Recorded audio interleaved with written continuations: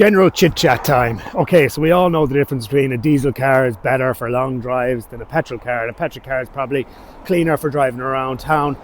And we know that hybrid is probably the best for around town driving. But what's better between a PHEV, a plug-in electric hybrid, or a self-charging hybrid vehicle? Pros and cons.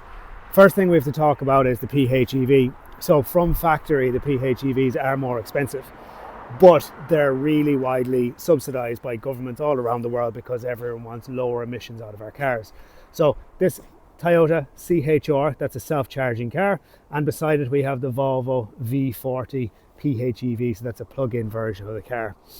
So I suppose for, say, a driver like me, my wife, we do very little driving during the year. We live quite close to where I work and the kids go to school quite close, so it's like soccer runs, things like that. And I know me as a person, I would be too lazy to plug in a car. So I always buy a self-charging hybrid. My preference is always the Lexus NX 300h, and I find them fantastic.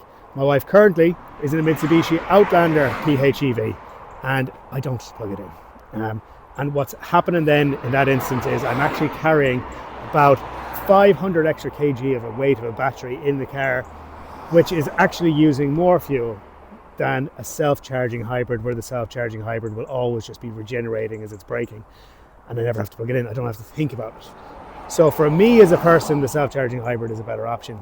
But if you buy the plug-in, you do get an extra huge range, which does bring down the CO2 of the vehicle, and it does actually give you savings on fuel. So what should the average Joe So buy if they're living in town? You need to think about it. Are you going to charge it every day?